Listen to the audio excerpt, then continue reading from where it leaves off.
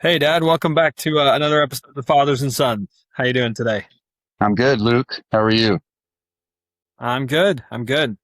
We're going to start out with a reading today. We'll see if any of our listeners recognize the names here. All right. So we'll jump in. Ma went up to the gate and pushed against it to open it, but it did not open very far because there was Suki standing against it. Ma said, "Suki, get over." She reached across the gate and slapped Suki's shoulder. Just then, one of the dancing little bits of light from the lantern jumped between the bars of the gate, and Laura saw long, shaggy black fur and two little glittering eyes. Suki had thin, short brown fur. Suki had large, gentle eyes. Ma said, "Laura, walk back to the house." So Laura turned around and began to walk toward the house. When they had gone part way, Ma snatched her up, lantern and all, and ran. Ma ran with her into the house and slammed the door. Then Laura said, "Ma, was it a bear?" "Yes, Laura," Ma said. "It was a bear." Laura began to cry. She hung on to Ma and sobbed, "Oh, will he eat Suki?" "No," Ma said, hugging her. "Suki is safe in the barn. No, the bear cannot get in and eat Suki." Laura felt better then. But he could have hurt us. But he could have hurt us, couldn't he? She asked. "He didn't hurt us," Ma said. "You were a good girl, Laura, to do exactly as I told you and to do it quickly, without asking why." Ma was trembling and she began to laugh a little. "To think," she said, "I've slapped a bear." Then she put supper on the table for Laura and Mary. Pa had not come yet. He didn't come. Laura and Mary were undressed, and they said their prayers and snuggled into the trundle bed. Ma sat by the lamp, mending one of Pa's shirts. The house seemed cold and still and strange without Pa. Laura listened to the wind in the big woods. All around the house, the wind went crying, as though it were lost in the dark and cold. The wind sounded frightened. Ma finished mending the shirt. Laura folded it slowly and carefully. She smoothed it with her hand. Then she did a thing she had never done before. She went to the door and pulled the leather latch string through its hole in the door, so that nobody could get in from outside unless she lifted the latch. She came and took Carrie, all limp and sleeping, out of the big bed. She saw that Laura and Mary were still awake, and she said to them, "Go to sleep, girls.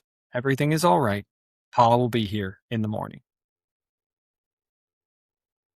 So these are some things from Little House in the Big Woods by Laura Ingalls Wilder. Wonderful, wonderful story. Do you want to tell us a little about the book, Dad? Yeah. I think we decided to do this book and this story for a couple of different reasons. This podcast is Fathers and Sons, and the reading that you just read focused mostly on Ma, right? Caroline Ingalls, and focused mostly in its absence on Pa, Charles Ingalls. These are characters that I think, Luke, you grew up on, particularly the TV show that starred Michael Landon as Charles Ingalls. But we focused on the first book in the series of books written by Laura Ingalls Wilder, because you're reading it to River, right? Yeah. Yep. Yeah. River and I picked it up at a bookstore, at a thrift store, actually. I saw it and remembered watching the series as a kid and thought River would like it. So we've been reading it at bedtime. We just finished it, actually. Thought it would be a good read for the pod. Yeah. Laura Ingalls Wilder is, a beloved American author. She came to writing later in life. Was in her 40s when she actually became kind of a frontier journalist. Wrote about farming and other topics, and only began to put down some of the semi-fictionalized stories of her childhood in her 50s, and they became the Little House series. Little House in the Big Woods is the first, and then Little House on the Prairie, and then some of the others that then became the TV series. So we want to talk about this particular book, and specifically Charles Ingalls. We'll talk about Caroline Ma as well, and the kids, and some of the questions that we had, and some of the things we've talked about throughout our family life, the lessons I think we've learned and applied from that particular family, and some of the interesting questions and problems and challenges that family faced on the frontier. So I think we have a Yeah, few questions that we want to raise looking at this book, Luke. agreed. So let's start with this little excerpt we read. I'm gonna show the camera this picture. This is from my copy of the book, and this is Laura and her ma slapping a bear in their little corral. Yeah, Um, this book is set in the 1870s in Wisconsin, deep in the frontier woods. And we wanted to talk, I think, about this episode because of exactly what you said. It's very heavy on the emphasis on the fact that Pa is not there. So for a little bit of context, right? Pa is out essentially on an errand. He's trading the furs of all the wild animals he'd been trapping through the winter, but he has to go to town to do it. Makes a big bundle, straps the bundle on his shoulders, and starts to walk to town. And he's taken so many of them with him that he can't carry his gun. So there is, at the very beginning of this episode, this story, this sense that there's a little bit more danger for Pa than normal. And then night comes and he hasn't returned. He's not home yet. And so Caroline, Ma, has to do the chores. And one of the chores is to take care of Suki, their cow. So she goes out to milk the cow and ends up finding a bear in place of the cow. So we wanted to talk a little bit about why it is so evocative in this scene, or why to Laura Ingalls Wilder, this little kid, it's so why is she so emphatic on the fact that Pa is not there? And I'm struck by this line where she says, "The wind sounded frightened." That yeah, it's like the whole world is afraid because Pa is not there. yeah. What do you think of this? What are your thoughts? Well, it emphasizes one of the key roles that Charles Ingalls plays in the story, and I think one of the key roles of fathers on the frontier as protector, right? And Mm. the gun is one of the symbolic elements of the story. I mean, the gun is a muzzle loader. It's a long, kind of a Kentucky long rifle, and it has a special place in the frontier home. If I remember correctly, there's kind of a place above the door where it is posted. Yeah. Charles keeps it loaded. There are episodes throughout the story where Laura Ingalls Wilder remembers Charles making ammunition, teaching his children how to make bullets, make you know uh, learn how to load and take care of the gun, how to clean it in the evening, taking care of the gun. So the gun is part of the frontier sort of toolkit for for a frontier family. And Mm-hmm. he, as the father and as the husband, the man of the house, is in charge of protecting the family. But at this point, he's gone. He's on this errand, and he's not there to be able to protect the family. And so that responsibility falls to Ma. And this depicts sort of this partnership, and I think we'll probably get into this, and the courage and bravery of the women as well on the frontier to be able to face down a bear that's standing in your cow pen, get your children back into the house, but also Yeah. the keen lack, wanting your husband to be back home safe, and wondering where he is and when he's going to be back. Yeah, reading this story to River, this was the episode that was most um, deeply ingrained in her mind after we finished this book. So interesting thing about this book, and I don't know if the other ones are like this, but it really is episodic. There's not a plot per se. It's more Right. just a collection of stories. And there were a few stories that River really liked. There's a story about her grandpa being chased by a panther through the woods that she really crazy. There's a story about sugar snow, which is the snow that comes basically the snow that encourages maple trees to give an extra harvest of maple sap to make syrup and then make Yeah. maple sugar. At She the end of loved the season. Yeah, at the end of the season, she loved that image of sugar snow, and she really liked the idea of being able to eat as much maple syrup as you can eat. Yeah. uh, but this one too, this was really it weighed heavily on her. She was scared actually when we read it because she was worried about Laura and her ma getting eaten by the bear, as well she should. But she also was very interested in the fact that Laura listened. And River actually pointed this out to me. I noticed it as a dad, but she noticed it as a kid that Laura doesn't like talk back to her mom. She just goes. She just listens, turns Yeah. around and walks back in the house when her mom tells them. And I am struck by the context in which Laura lived, in which her family lived, and how much in some ways more dangerous it was, and therefore how differently her parents had to parent. Um, so Pa and Ma, they are, relatively, I would say, what's a good word for this? It's not harsh, but they are sort of no nonsense parents by the standards of our day, and they expect their children to behave and obey and listen because the stakes are high. There's bears in the woods. Um, But they also, I think the kids listen to their parents in part because they are so impressed by their parents.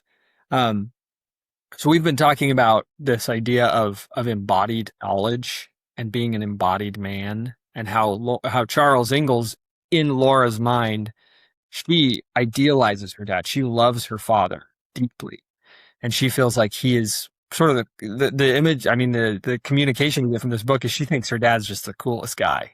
He's so Yeah. cool.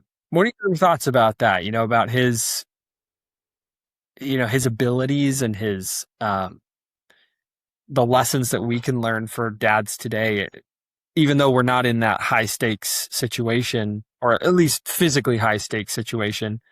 What can we take from Charles Ingalls? Yeah.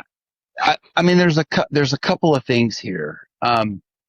First of all, it occurred to me as I read the book that there are bears and panthers and like dangerous stuff throughout the entire story, right? That it's a Yeah. common theme. So this episode that the reading comes from, where the bear was in the cow pen, and Ma and Laura have to sort of face it down. They slap the bear, they come back in, and Laura listens, right? She catches the tone of voice in her mother's command, and they go back in and they lock the door to the you know it's one of the only times that Ma has ever locked the door. All of that Mhm. conveys these high stakes that you're talking about. At the same time, Pa is coming back from having traded his furs. He's detained because it's snowy. Takes him longer to get there to town than he expected. And he comes back. He also encounters a bear. I don't know if you remember this episode. He is walking back, and it's getting dark on the path Yeah. back to the cabin in the woods, and he encounters this big bear in the middle of the path that is not yielding to him, and he doesn't have his gun because, like you said, he had this big bundle of furs and he couldn't carry it. And so he is trying to Yeah. figure out what is he going to do to get past this big bear, and he is terrified, and he's pretty honest with his kids about how scared he is, and he just wants to get back home. So he illustrates kind of frontier courage. He decides the only thing he can do is to go right at this bear with a big club. After a bunch of With a different stick. kind, yeah, He, it's a yeah. stick basically. He finds this club and he basically says, "There's nothing else for me to do." And his daughters are saying, "Well, weren't you scared?" And he says, "Of course I was scared. It's a big bear, but there's nothing else I Yeah. could do, and I needed to get home to you and Mom. I needed to get home, so there was nothing else for me to do. So I found the best club I could find, and I went straight at that bear." And it turned out, a little bit of a spoiler alert, it wasn't a bear at all. It was a stump. It was a big stump that he couldn't Yeah. see in the darkness, and he was just seeing ghosts, in the darkness.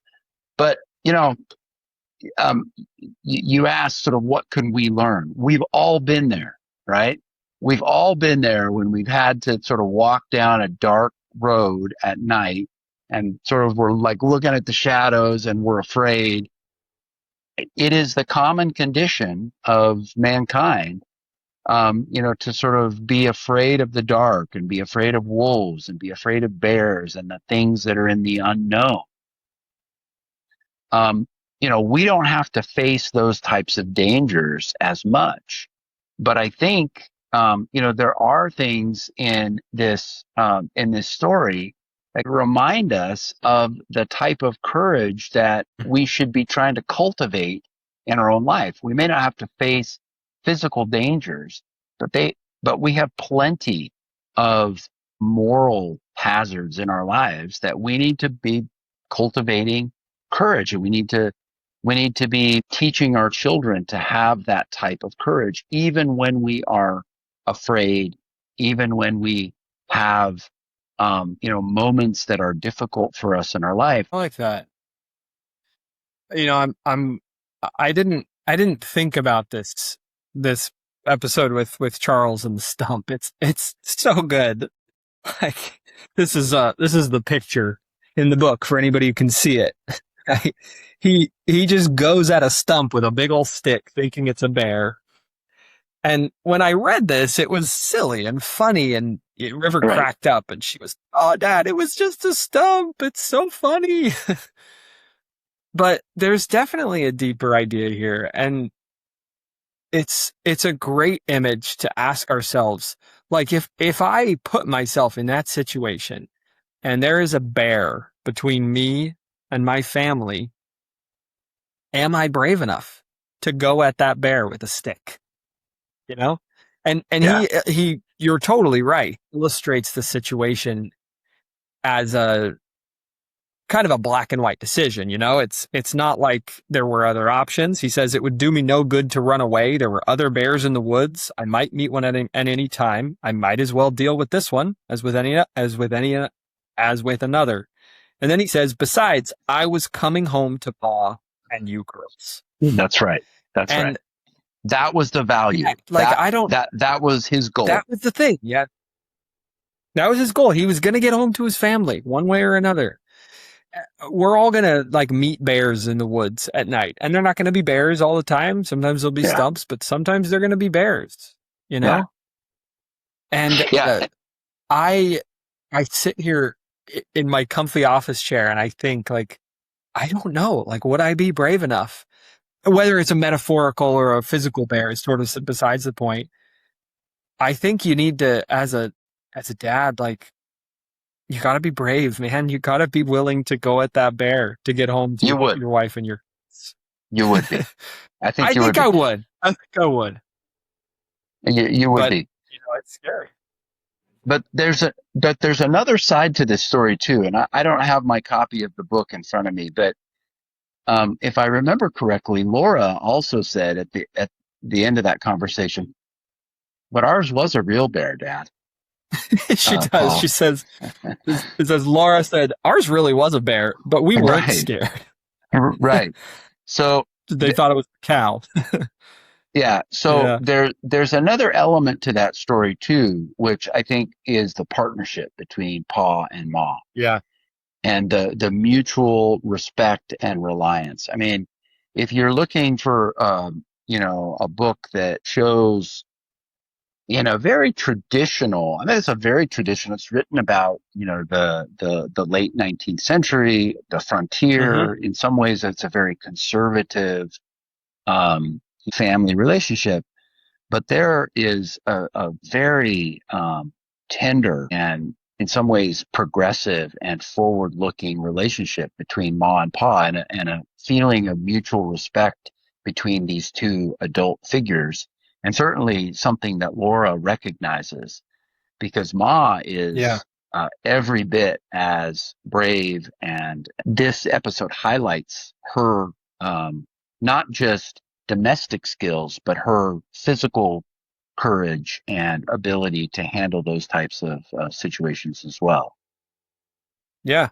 Yeah, I agree. Pa even says at the end of this little episode, they're talking about why the bear doesn't do anything to Laura and Ma. And Pa says, and when Ma walked up to him and slapped him, he knew she wasn't afraid. Like Right. Charles is always building up Caroline in front of his children. He's always making sure that they recognize how much he respects their mom. And I love that.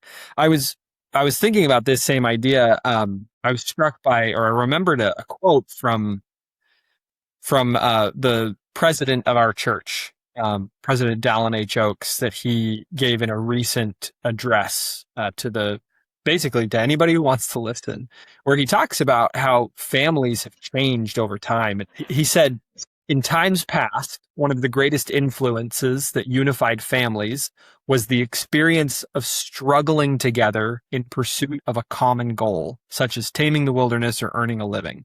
The family was organized and conducted as a unit of economic production. Today, most families are units of economic consumption, which do not require a high degree of family organization. I was struck in this book by how much there is for them to do. Ma and Pa are just always doing. They're both of them constantly producing and building and making and trapping and cooking and preserving. And we have this debate nowadays about gender roles and how, men are supposed to be out in the workforce, women are supposed to be at home. This is the sort of traditional lifestyle. And, in my family, Nikki and I both work. And it just was an interesting idea to me that, the way that people live today is so new and so different than it has been at any time in human history. And what is important in this book that I get out of the relationship between Pa and Ma is that in everything, they are partners. There's not one who is superior to the other. There's not one who is in charge of the other. They have their own jobs. They emphasize, they specialize in certain areas, but they both pull together towards this common goal of making a living, of scratching out a place in the wilderness. And I just think that's beautiful. And I don't know that there's a catch-all sort of one-size-fits-all answer for how families need to do that today. But I do firmly believe that it starts with that idea of partnership and mutual respect and pulling together towards the same goal. Yeah. Yeah. In some ways, I think much of the angst that we have over the questions of roles and people getting their fair share and are we doing it right and all of that comes from the fact that we have the luxury of leisure and time to be able to work. Yeah, so much time on our hands. Yeah. Yeah. I mean, the depiction of this frontier life, and, it's somewhat idealized. We have to recognize that. I think we talked about this a little bit before we started recording. Yes. Laura Ingalls Wilder was presenting a somewhat fictionalized and idealized depiction of frontier life. There's no question about that. But I think the truth of the matter was a lot of their time was spent in pursuing survival, right? Pursuing the economy of the family and both parents and children. In those days, there was an expectation that every member of the household had roles and had responsibilities because, as I think you pointed out at the beginning of our conversation, the physical stakes were quite high, and the pressures that were on these families were quite high. So I think this presents some ideals for us, even as modern families, to strive for in terms of partnership and this idea of embodied knowledge that maybe we could talk a little bit about as well. Yeah, no, let's dig into that. So I'm thinking of, and I think you have this in your notes. We both recently listened to a different podcast, one of our favorites, Econ Talk, which is hosted by Russ Roberts of Shalem College and the Hoover Institution, Stanford.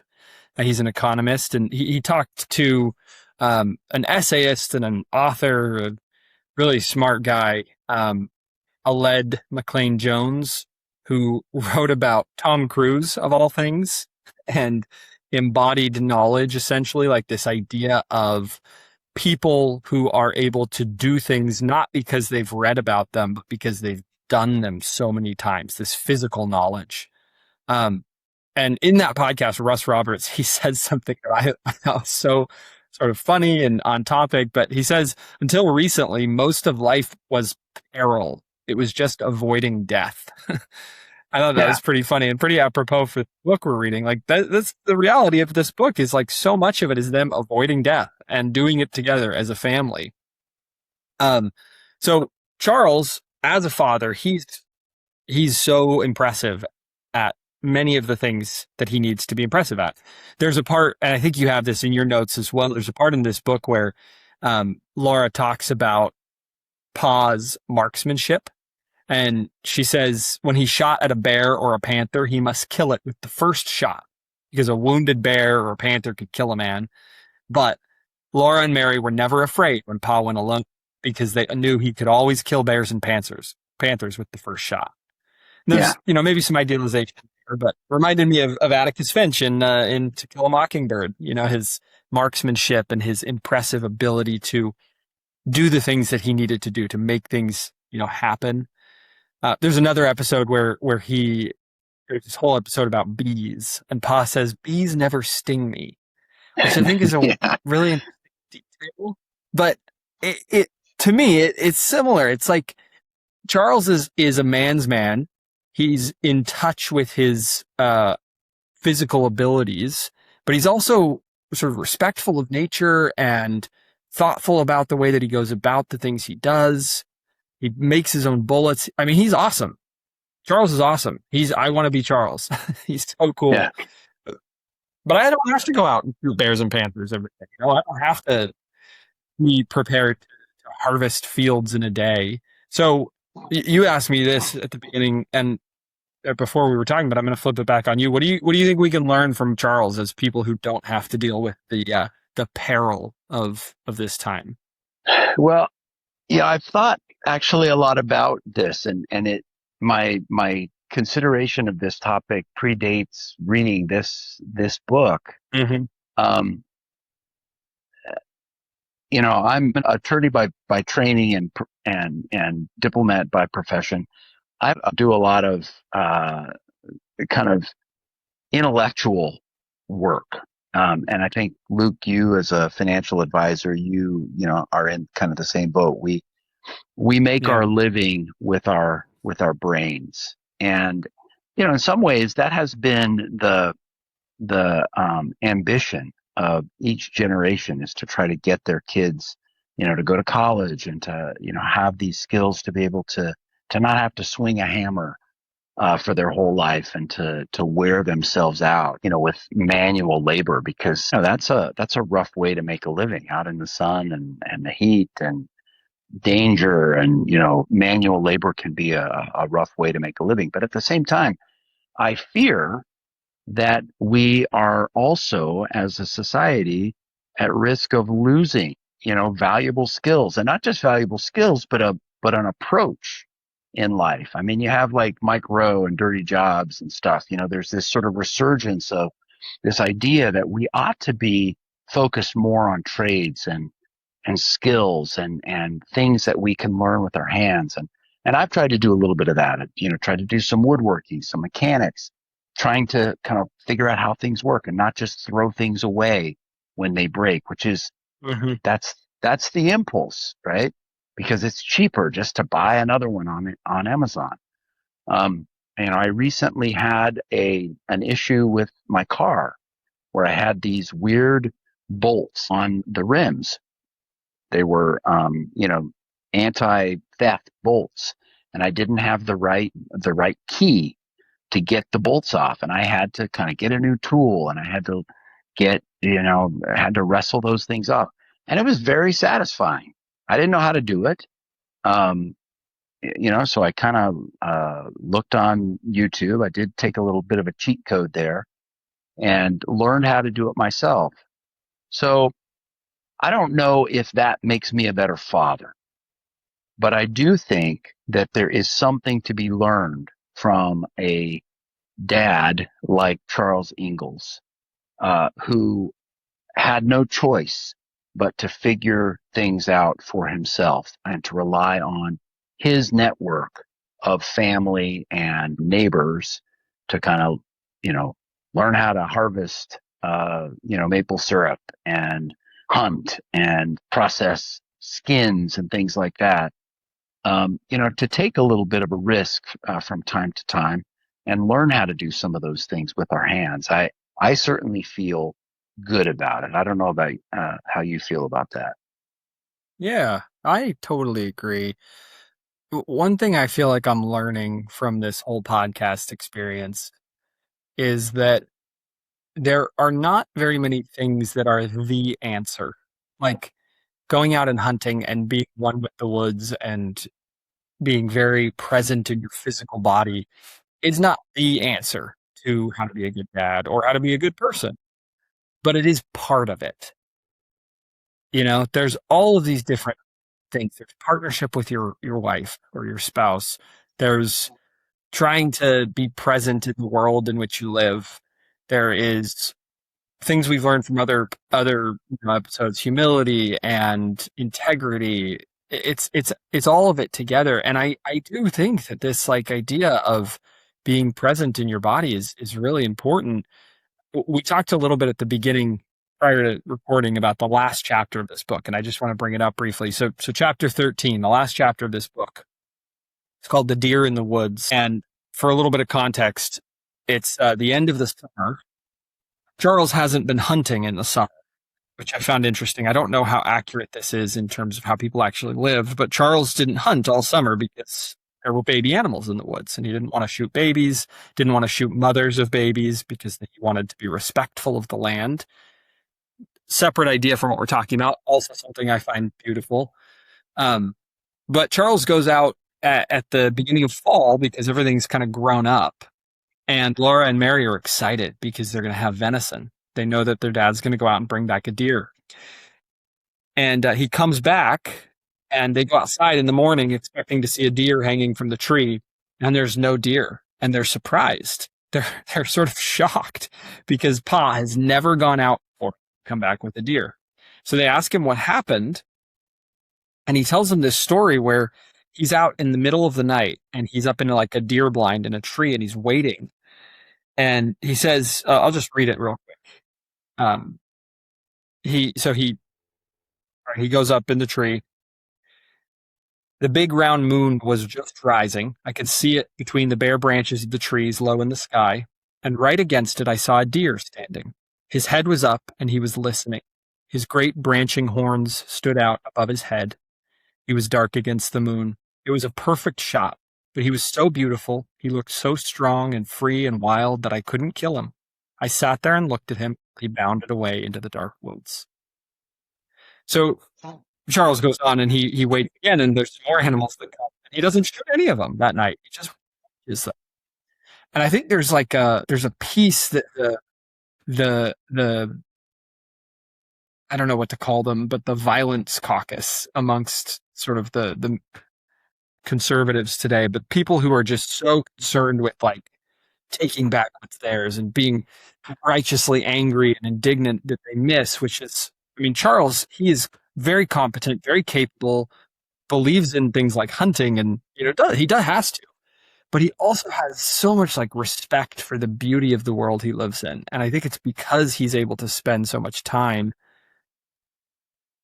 putting himself in those situations and like, I don't know exactly what the answer is here, but that combination of competence and respect is what I would like to be as not just a father, but as a person. Yeah. I was also very impressed with that episode in the book. And, you said something at the beginning of our conversation that I've been thinking about. You mentioned that as parents, Charles and Caroline were strict. because they Mm. had to be, right? The context required that they be sort of disciplinarians. But at the same time, as I think about it, I don't know if that's really true. They were strict in certain ways, right? I mean, they were demanding when they had to be. But in many ways, those kids on the frontier were more free, Mm. and probably more at peace than kids today, and probably suffered from, fewer emotional issues and anxieties than many of the children that suffer from those things today. And we're not psychologists. We don't do this kind of analysis professionally, but I have to wonder if that balance of sort of the physical, the embodiment of knowledge, and kind of um, living with those stakes and making those decisions, uh, that truly matter, and being so grateful and recognizing that beauty that you just so eloquently described. I think it's gotta have a positive effect on the psyche. I mean, I agree with you. It's such a beautiful episode from that story. So, I wonder Yeah. if raising kids in that environment, while, childhood, mortality must have been much higher because there were no antibiotics. But at the same time, if you could get them past their 12th birthday, probably raise some pretty healthy kids. It's yeah, less allergies, that's for sure. Yeah. Um, yeah. So Nikki is a neurology PA, and she said something interesting to me the other day that when she talks to a lot of her patients and does the research she needs to prescribe um, an intervention for their health, the most effective intervention, bar none, is lifestyle change for basically everything. Changing how you live, being more active, more physically active, changing how you eat, eating better. But nobody wants to do it. And Nikki Yeah. and I talked about this, that like we have things in our lives that health or otherwise that we know that if we changed the way we lived would get better. But even knowing that, we don't want to change those things. Yeah. It's so Yeah. hard to not happen. We're all And in guilty of a that. situation like this, yeah, totally. You said at the beginning of this that these people in this book, they're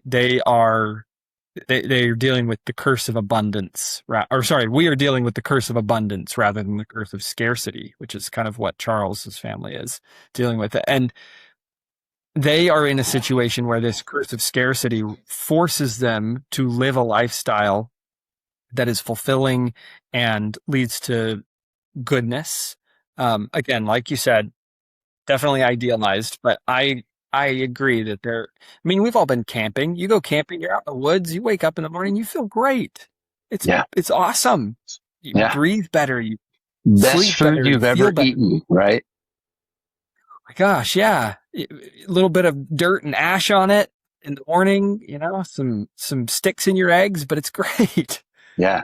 Um, so we have this, like, as dads today, this pressure and this responsibility, I would say, to force ourselves into those actions rather than being forced into them by our circumstances, and Yeah. then passing that on to kids to whatever extent we can.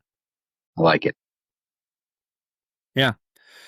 Um, so one last thing I think we wanted to talk about Charles's personality as a father. So we've been talking about his manliness, his strength, his capability, and we've been talking about the difficulty of frontier life. Maybe counterintuitively, Charles is also a fiddle player. Hmm. He laughs and tells jokes. He wrestles with his kids at night, and he tells them stories. What are your thoughts on that?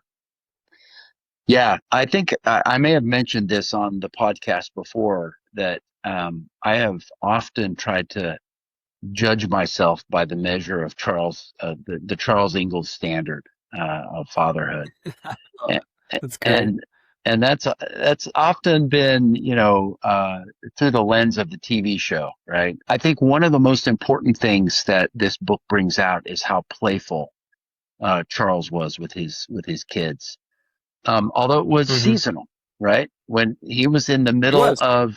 When he was in the middle of the harvest, for example, he didn't play his fiddle because he worked from Yeah. before the sun came up to after the sun went down, and he came home and Caroline made him his dinner and he went to bed because he worked 14 hours a Deadbeat day tired. Yeah. and he was done. But during the winter time, they Mm. loved winter because there wasn't a lot of work to be done outside.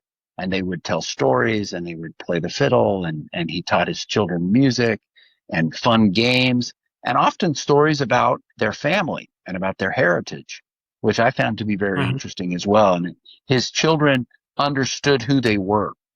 They understood who their grandparents were, where they came from, the stories about the frontier and about where and how they came to the woods.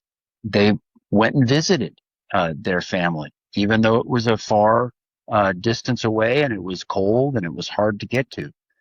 There's this great vignette about the dance, right? When they went and harvested the sugar and they had this great dance, and it was, Charles was playing the fiddle and they did all the square dancing and all that kind of stuff. So I think that's a huge part of this balance, right? So this is not this is not simply a warrior. This is a complete man. And again, idealized, sure, but I'll take it. That's what Yeah, stories do. Is they give us sort of a standard to try to shoot for. I agree. I love it. I think what I'll take from this most tonight is, be brave enough to fight the bear in the woods at night and then come home and play with your kids and love your wife. And, things will be okay. Yeah, Well, I even think if it, that's a it good places. even if Yeah, it's not a real bear. even if it's not a real bear. Yeah. Yeah. Well, thanks. I think this is a good place for us to call it on this one. And thanks for anyone who's tuning in. We'll catch you next time on Fathers and Sons. All right, thanks everybody.